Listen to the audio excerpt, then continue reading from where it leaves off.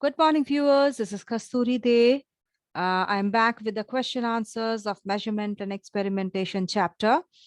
So some few questions and numericals are left. I'll discuss them in this video. Before that, I will request you to please subscribe so that you can get the notification as soon as I upload my videos.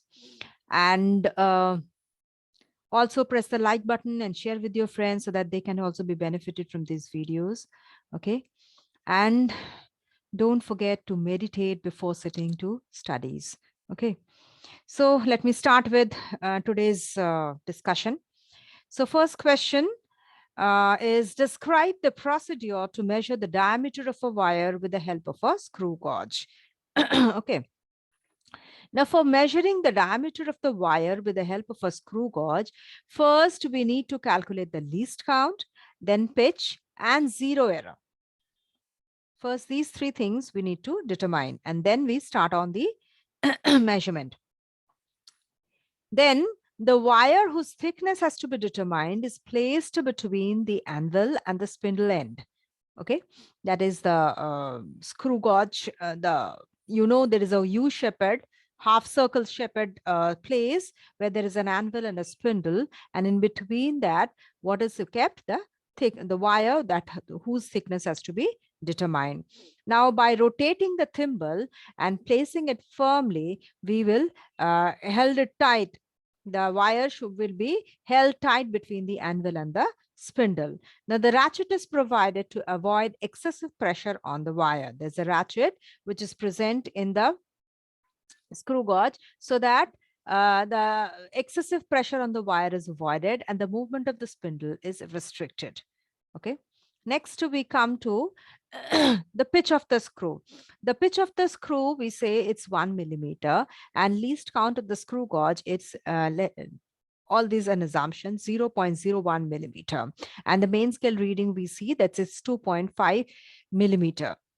Then we will see these are all the assumptions we are making.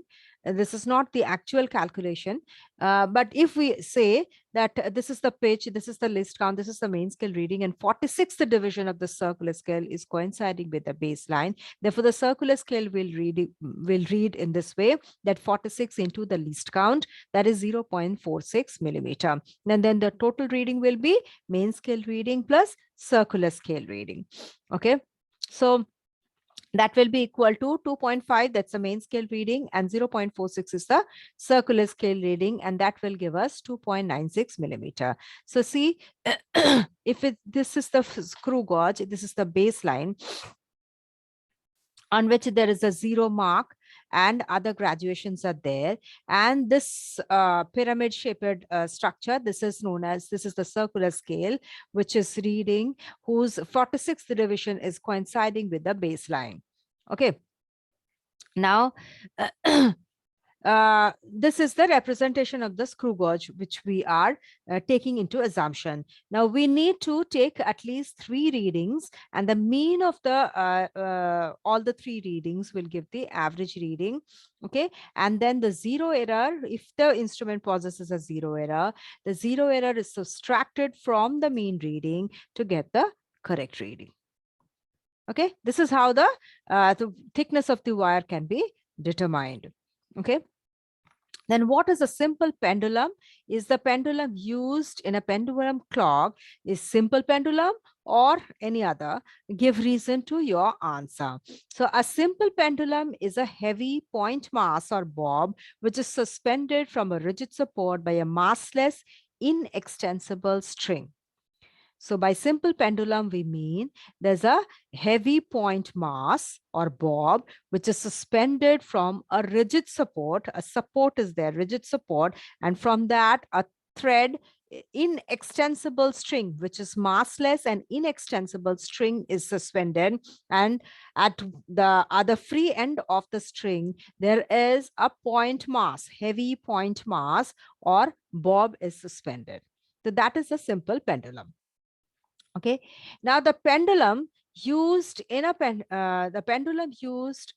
in a pendulum clock is not a simple pendulum, but it is a compound pendulum. So in a pendulum clock, that is not pendulum. Not the simple pendulum, it is a compound pendulum. Now, it is so because a simple pendulum is an ideal case, and it is not possible to have a heavy point mass, a heavy mass with a point size. And also it is not possible to have a string with any mass. This is not possible. That's why simple pendulum is not used as a pendulum in the pendulum clock. Now, next is define the terms oscillation, amplitude, frequency, and time period as related to the simple pendulum. First, we come to oscillation. One oscillation is one complete to and fro motion of the bob of the pendulum. See from the diagram, you can see there's the rigid support S. From this point, thread is suspended, inextensible massless thread is suspended, and the other end there is a bob, which is the mean position, that is considered to be O. Okay, two extreme positions are there, that is one is A, another is B. A is on the left, B is on the right. So one complete to and fro motion of the bob is considered to be one oscillation. So that is from A to, that is from O to A. From mean position, it's taken to O, A, sorry. First to A, that is O to A, then A to O, okay, then O to B, then B to O. This is one complete oscillation. Okay, so for example, one oscillation will be O to A to B, B to O, right? Next is we come to amplitude. It is the maximum displacement of the bob from its main position on either side. That is from O to A and O to B. This is the maximum displacement of the bob on either side of the main position. Okay, it is denoted by the letter small a or capital A, and it is measured in meters. Unit is meters. Then frequency, it is the number of oscillations made in 1 second, and it is denoted by the letter small f or small n. Its unit is per second or hertz.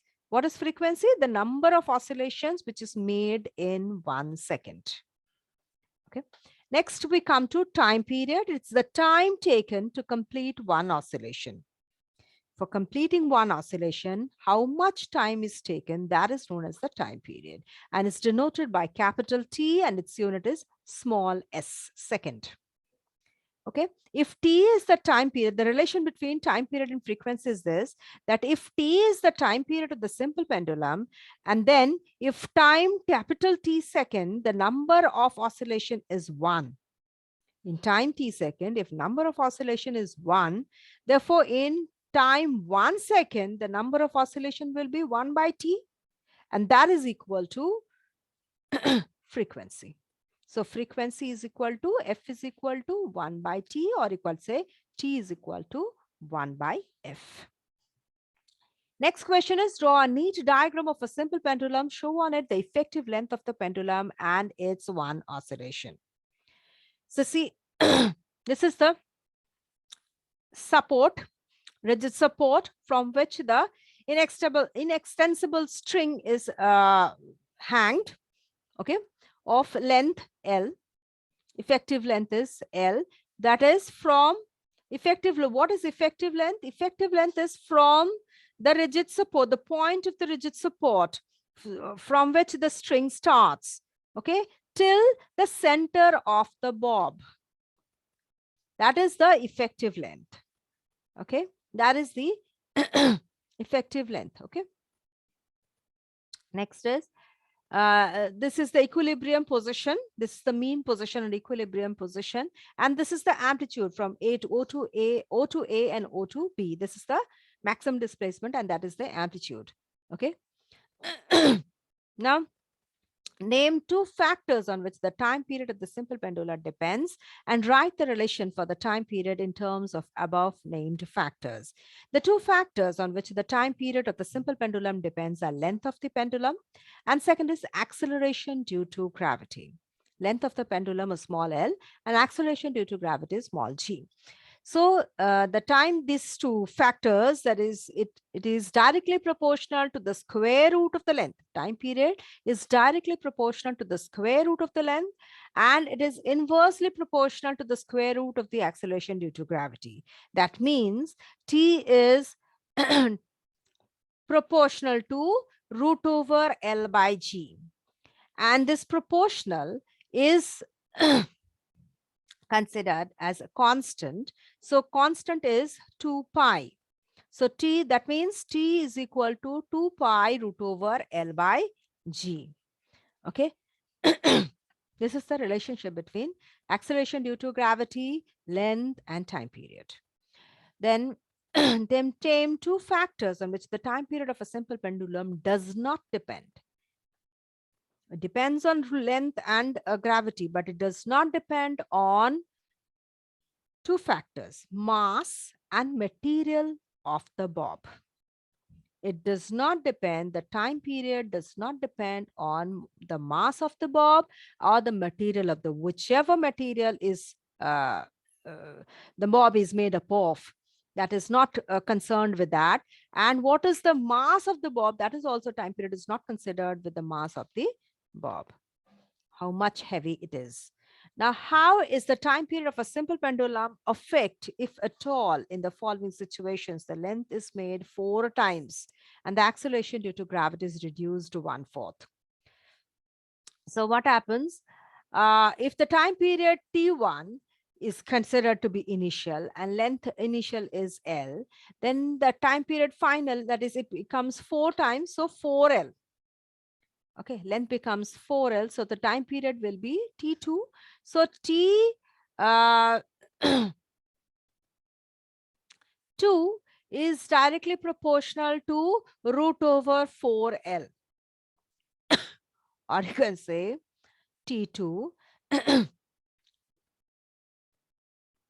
square is equal to 2L. Sorry, T2 is equal to 2L. That means if length is doubled, the time period is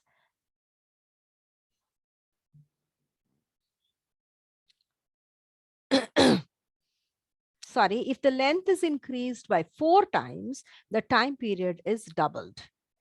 Okay, length increases by 4 times. That means a length is multiplied by 4. That is 4 times it increases. The time period will get doubled. Okay, and then if the acceleration due to gravity is reduced to 1/4, it means initial acceleration due to gravity is a1 and time period initial is t1. Then acceleration due to gravity final one is 1/4a1. Then the time period becomes the inversely proportional to the root over of 1 by a. Then what happens? In place of a, we can write the final one, that is 1/4 a1. That means 4a1. Okay. So that means if the time period is if the acceleration due to gravity is reduced by 1/4, the time period becomes doubled. Okay, if acceleration due to gravity is reduced by 1/4, the time period gets doubled.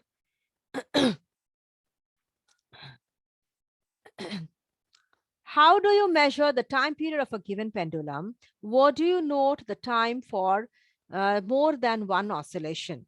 Why do you note the time period for more than one oscillations? Now, for measuring the time period of a given pendulum, the bob should be slightly displaced from its mean position.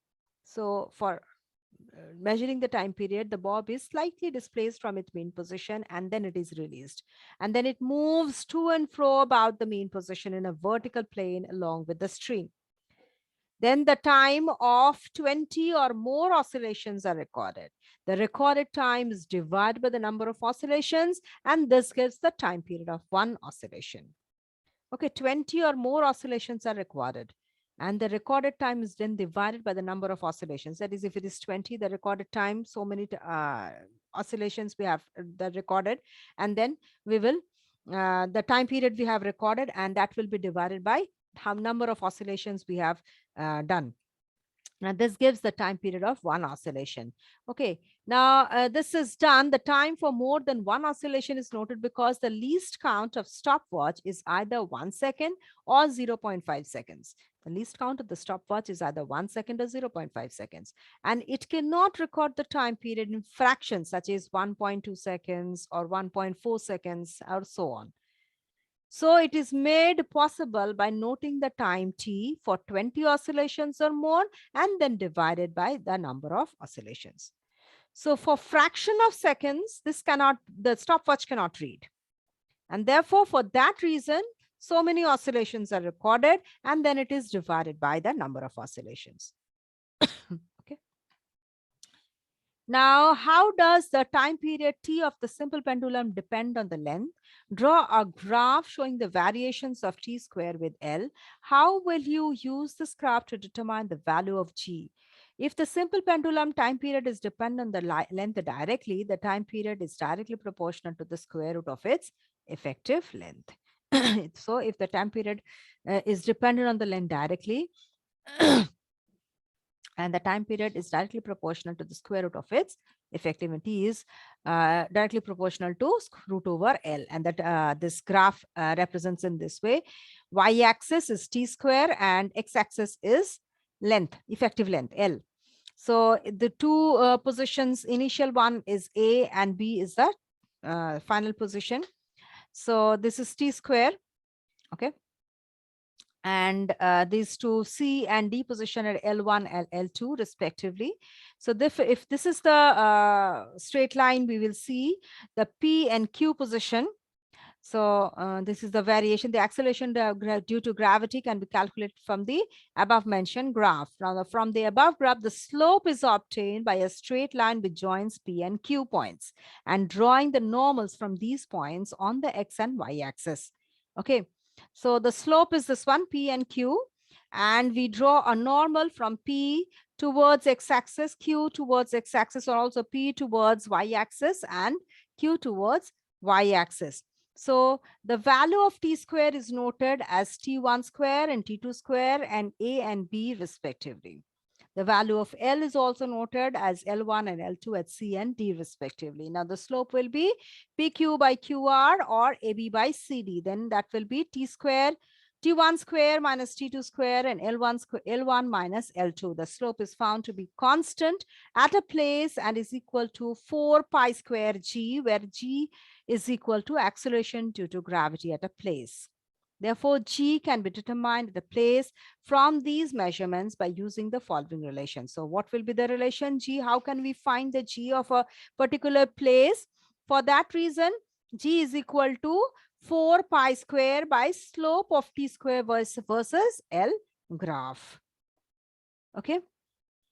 Now, next is, I think you have understood it. If any doubt, please to write in the comment box, or you can also refer to my Gmail ID, that is kasturi74@gmail.com. My voice is still not better now, still not better. So please bear it with me. Slight cough is also still there. Okay. State, how does the time period of a simple pendulum depend on the length of the pendulum, mass of the bob, amplitude of the oscillation, and acceleration due to gravity? So the time period of a simple pendulum varies as follows. Length of the pendulum it is directly proportional to the square root of the length of the pendulum. It does not depend on the mass of the bob. That's it, independent of the mass of the bob. Amplitude, the time period of a simple pendulum is independent of the amplitude of oscillations. And acceleration due to gravity, it is inversely proportional to the square root of acceleration due to gravity.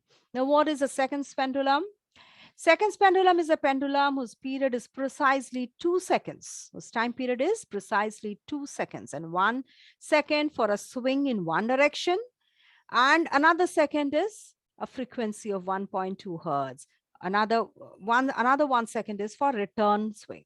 So 1 second it's going this way and coming this way is another second. So this way 2 seconds are required. So the frequency is 1/2 hertz.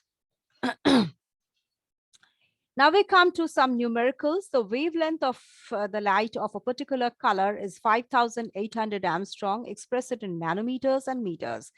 So the wavelength of light, if it is 5,800 Armstrong, the value of wavelength is relation above is substituted like 10 Armstrong is equal to 1 nanometer. Therefore, 1 Armstrong is equal to 1 by 10 nanometers. And then 5,800 Armstrong will be 1 by 10 into 5,800. That will be 580 nanometers. So therefore, wavelength, then as it is known that 1 meter is equal to 10 to the power 10 Armstrong, when the value of wavelength is substituted like 1 Armstrong is equal to 10 to the power minus 10 meters. Okay, 10 to the power 10 Armstrong is equal to 1 meters. Therefore, 1 Armstrong is equal to 10 to the power minus 10 meters. Therefore, 5,800 Armstrong will be equal to 5,800 into 10 to the power minus 10. That will be equal to 5.8 into 10 to the power minus 7 meters. Okay. Now, the distance of a galaxy from the Earth is 5.6 into 10 to the power 25 meters, assuming the speed of the light to be 3 into 10 to the power 8 meter per second. Find the time taken by the light to travel this distance. So distance is equal to 5.6 into 10 to the power 25 meters. Speed is 3 into 10 to the power 8 meter per second. Time taken will be equal to distance traveled by speed. So 5.6 into 10 to the power distance and the speed we substituted, and it will the time taken will be 1.867 into 10 to the power 17 seconds. Okay. So I think I'll stop here. I'll continue with the rest of the numericals in my next video. So please go through this. If you have any doubt, any other questions regarding this chapter, you can also always ask me in my email ID, or you can write in the comment box. Okay. So I'll reply you as soon as possible. And I will request you to go through these text videos and these question answer videos to clear your doubts and also to clear the concept of this chapter. Okay. And also do subscribe to get the notification of my next video. And also do press the like button and share with your friends so that they can also be benefited from these videos. And also do meditate before sitting to the studies. Okay. So thank you. Thank you for watching and have a good day.